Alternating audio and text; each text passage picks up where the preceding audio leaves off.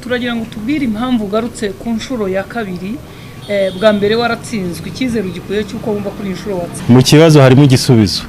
Usanga demokarasi idahari, urashaka kuyizana. Ni iki kintu ushaka kuzana kidahari?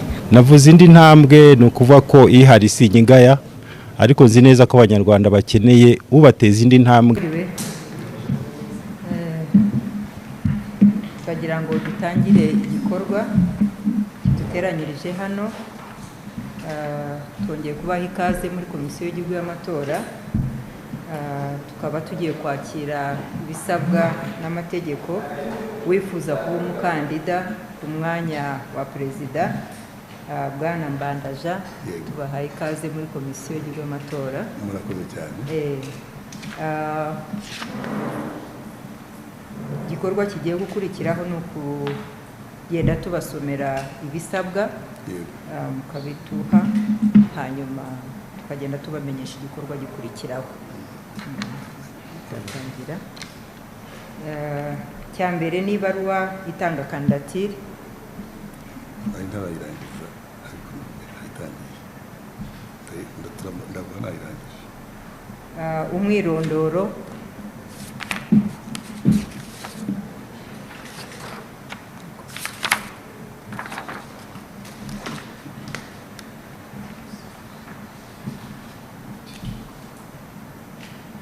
amafoto abiri magufi y'amabara,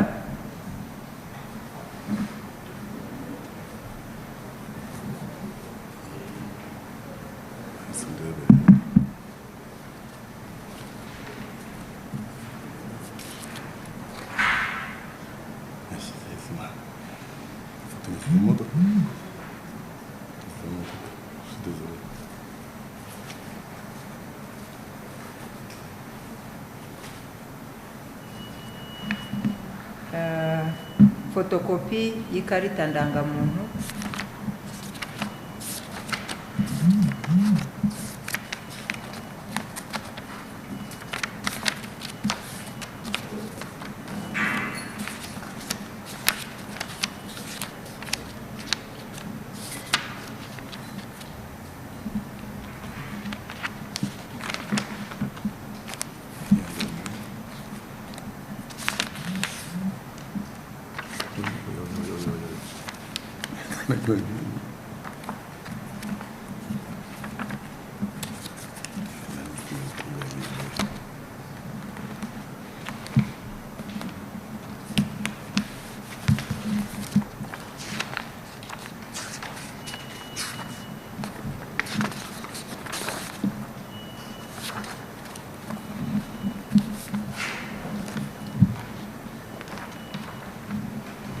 icyemezo cy'amavuko,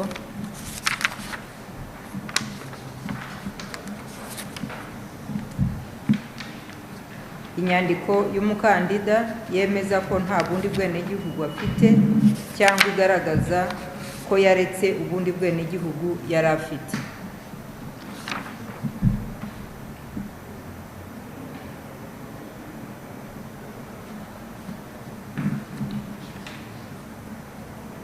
Icyemezo kigaragaza ko umuntu yakatiwe cyangwa atakatiwe n'inkiko kitarengeje amezi 6.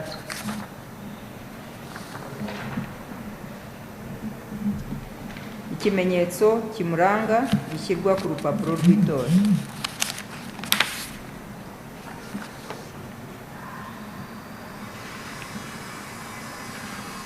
Ilisiti y'abantu nibura 600 bashyigikiye kandidatire.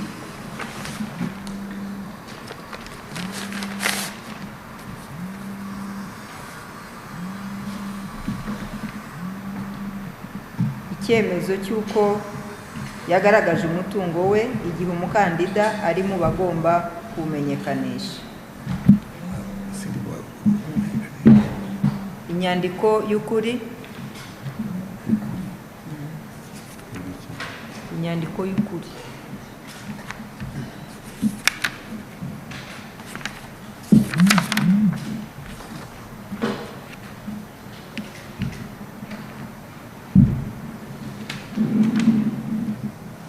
Icyemezo cyerekana ko umukandida yaretse ubundi bwenegihugu. icyemezo cya muganga gitanzwe n'umuganga wemewe.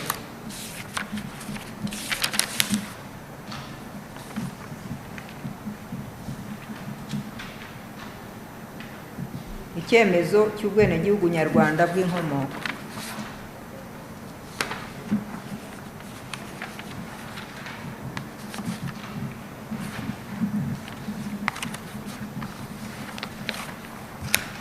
Igikorwa gikurikiyeho ni ukubarura imikono.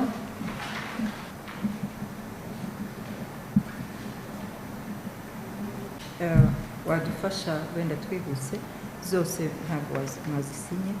D'accord.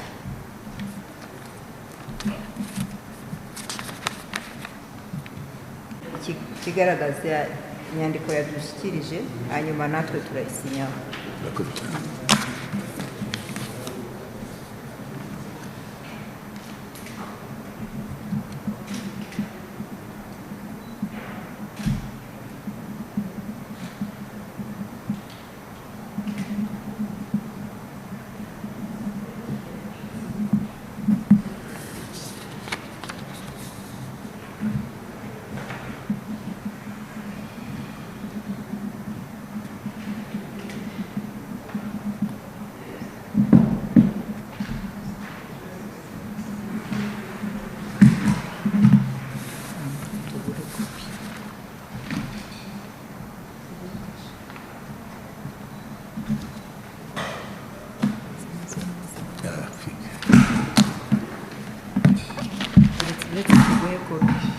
Reka tuguhe kopi. Okay.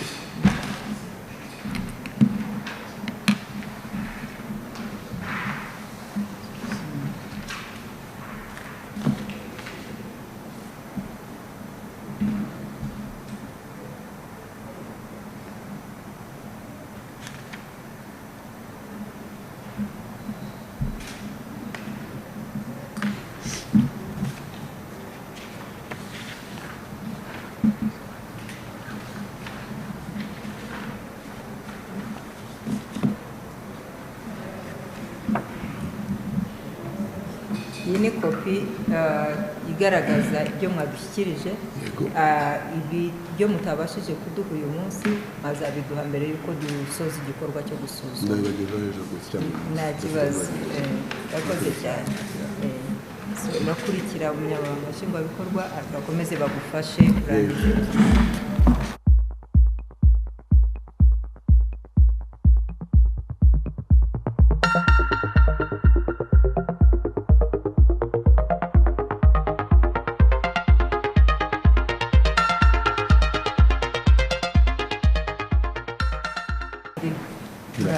Yego, karibu.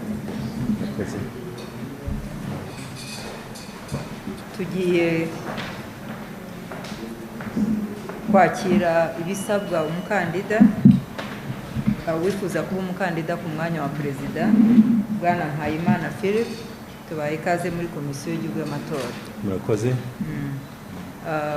Nk'uko amategeko abiteganya rero, igikorwa tugiye gukora ni ukwakira urutonde rw'ibisabwa. Turajya dusoma ku rutonde rukurikirana, mutugezeho ibyo bisabwa, turabasobanurira ibikurikiraho ko dukomeza igikorwa. Icya mbere ni ibaruwa itanga kandidatire.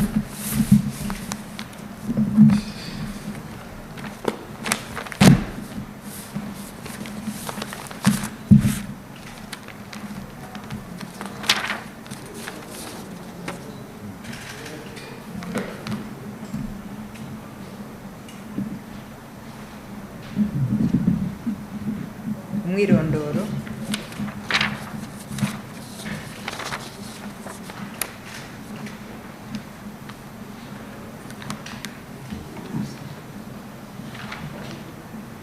amafoto abiri magufi y'amabara,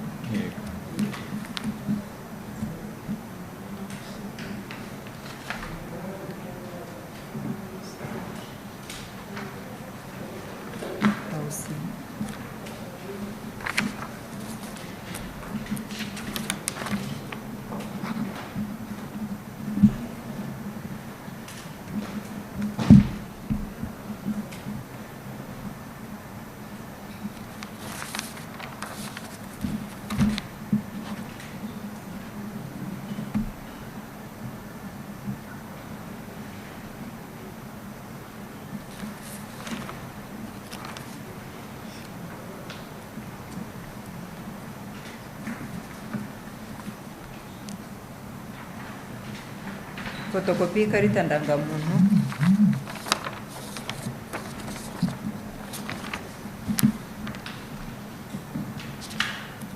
icyemezo cy'amavuko,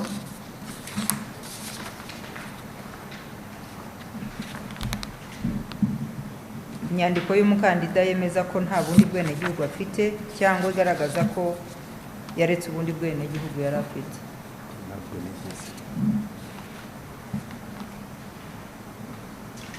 Icyemezo kigaragaza ko umuntu yakatiwe cyangwa atakatiwe n'inkiko kitarengeje amezi 6.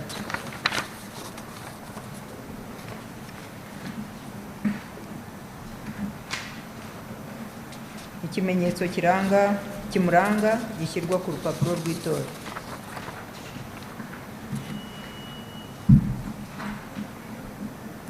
Ilisiti y'abantu nibura 600 bashyigikiye kandidatire.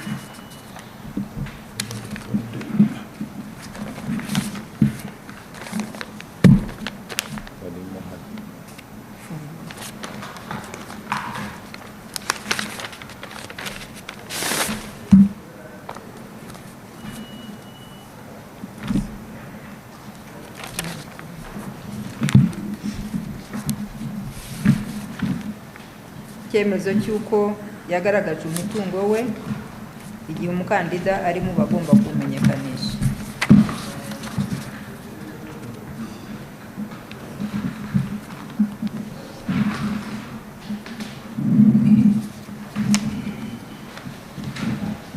Inyandiko y'ukuri,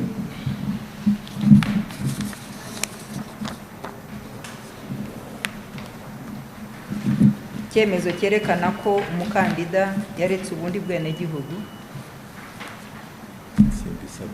icyemezo cya muganga gitanzwe n'umuganga wemewe,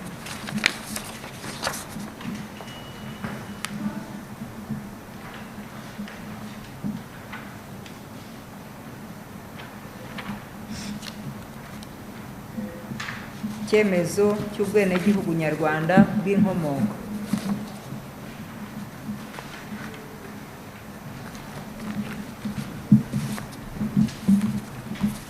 igikorwa kirimo gukorwa ubu ngubu ni ukubara imikono y'aba bandi nibura 600.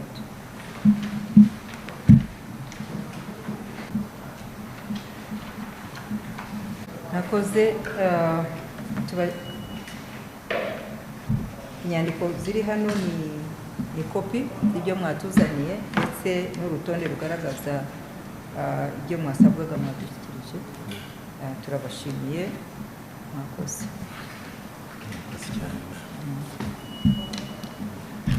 Turagira ngo tubwire impamvu ugarutse ku nshuro ya kabiri. Bwa mbere waratsinzwe, icyizere ugikuye cy'uko wumva kuri inshuro watsinda. Mu kibazo harimo igisubizo. Icyizere ugikuye nuko nshaka gukora neza kurushaho, niyo mpamvu kuza ku bwa kabiri ntago ari igitangaza. Icyizere mfite n'icyo nari mfite na mbere, cy'ingenzi ahubwo nuko ngomba kongeramo agatege. Mfite icyizere kandi ahanini akenshi icyo kibazo nsanga ari abanyarwanda bazagisubiza, nibo bashobora kuzabona noneho ko bankeneye. Ku ruhande rwanjye nakoze ibishoboka, n'ubu maze gukora ibishoboka byo gutanga ibisabwa. Nzakora ibishoboka kugira ngo uyu mwanya mparanira wo gukorera abanyarwanda mugereho kandi nabo mbateze imbere, nk'uko intego yanjye ari indi ntambwe muri demokarasi n'iterambere. Usanga demokarasi idahari, urashaka kuyizana. Ni iki kintu ushaka kuzana kidahari? Uyu munsi uri umukozi wa leta, ni icyo ubona leta idakora? Uduha urugero ku kigo ukoreramo, wahindura icyo ubona igikorwa kitari gikwiye kuba gikorwa. Navuze indi ntambwe, ni ukuvuga ko ihari si ingaya, ariko nzi neza ko abanyarwanda bakeneye ubateza indi ntambwe igihe cyose. Ntago mfite umwanya wo kugira ibyo nenga, kuko nafashe umwanya munini wo gushaka ahubwo ibyo mba propose bishyashya. Ni ukuvuga jewe intego zanjye ni 3. Hari kudasubira inyuma, ni ukuvuga kudasubiza inyuma ibigezweho, kubisigasira, kandi guhora tuvugurura. Ni ukuvuga ko mu bihari ari n'igihe ushobora kwibwira yuko bimeze neza, nyamara udafite politike yo kuvugurura guhoraho ukaba wasubira inyuma. kandi nanone tugaha ingufu tukongera ingufu mu bushobozi bw'abaturage. Nibyo ngibyo. Umuturage afite uburenganzira ko yatanga igitekerezo ariho hose kugira ngo gihabwe umurongo. Ibyo bitekerezo uvuga ntabwo wabitanga leta kabigenderaho cyangwa kabishingiraho ibi igisubizo atari ko urinze guhatanira umwanya mukuru w'igihugu. Hari icyo bitwaye se guhatanira umwanya mukuru w'igihugu? Ntacyo bitwaye. Niba gutanga ibitekerezo. Gutanga ibitekerezo birimo inzego nyinshi. Dusanzwe dutanga ibitekerezo mu muganda, mu mudugudu, mu manama yariyo yose. Hari ibitekerezo utanga ku rwego turiho. Hari n'igihe dushaka ko ibitekerezo dutanga biba iby'igihugu cyose, iby'abanyarwanda bose, tukamara igihe cyose mara tubitegura. Niyo mpamvu umuntu ashobora gutanga kandidatire. Ntabwo ari uko aba yarabuze ahayitangira, ahubwo igihe kirageze cyuko abafite ibitekerezo biri ku rwego rw'igihugu babitanga. Ntibizabuza ko dukomeza gutanga ibitekerezo aho dukorera mu mudugudu dutuyemo, ariko noneho duhawe umwanya wo gutanga ibitekerezo mu rwego rw'ubuyobozi bw'igihugu.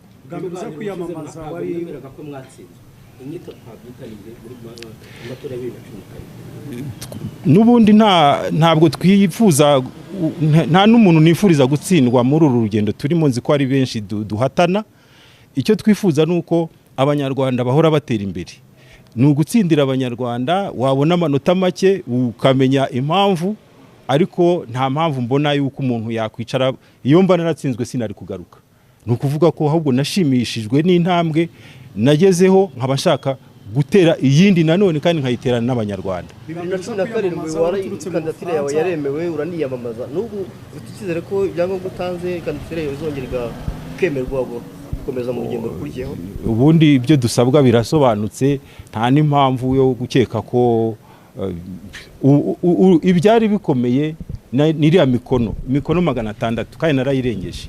Nayo ibindi hari inzego zibitanga, hari ibyangombwa umuntu abasabwa, byose ni ibintu byose bihari ku buryo, ariko agasigaye icyo sinagisubiza mu mwanya w'abashinzwe kubasubiza. Nibabona bituzuye nzakira icyemezo bazafata, ariko ku bwanjye nzi ko nagerageje kubyuzuza. Imikono yo kwiyamamaza wari uturutse mu Bufaransa, nta muntu ukuzi umaze gukorera mu Rwanda, ari umukozi wa leta, n'igishusho gitandukanye. Ntari hari dufate ikindi kibazo. Ndi umuntu umwe, naba mu mahanga naba mu Rwanda. Niyo mpamvu nanashishikarira cyane ko abanyarwanda ba mu mahanga bisanga mu Rwanda, kandi n'abanyarwanda bari mu Rwanda tugasangana n'abari hanze tukagira igihugu kimwe. Aho niho nkunze gufatira ubundi bumwe bw'abanyarwanda bukenewe. Ni uko kuba mu mahanga ntabwo bivuga ko umuntu yabaye undi muntu. Mwarimo tubwiye ko imikono yabagoye, mu dusangiza urugendo rwo kwira mikono mwayibonye wa mugabo? Imikono iragoye cyane kuko ntihazanagere n'uwongera kuvuga ko u Rwanda ari igihugu gitoya. Ngiye narabibonye ni igihugu kinini, kumara iminsi 30 ukigenda n'imodoka ntukirangize. Ikindi nanone nuko ni urugendo rwo kuganira n'abaturage, ugahura n'abaturage. Iwacu tuba tuziranye, ariko umuntu ntavuka mu turere twose. Ugera mu karere utavutsemo ugomba kwimenyekanisha, kuvuga neza, kwitwara neza. Jewe ndetse nsanga kira kizami baduha cyari gikwiye guhabwa abantu bose bashaka kwiyamamaza, ahariho hose inzego zose, kuko kiratuvuna ariko gifasha abanyarwanda, natwe ubwacu kikatumenyereza. Imbogamizi zirimo ni nk'izihe muri urwo rugendo? Oya, navuze ko imbogamizi nuko ni urugendo rurerure rw'igihugu cyose, bagusaba kugera mu turere twose. Urumva ko bisaba budget, bigasaba ibintu byinshi, ariko nyine ntago nabifata nk'imbogamizi kuko tuba turiho tuganira n'abanyarwanda, ukumva ni ibintu byiza ahubwo. Murakoze. Murakoze.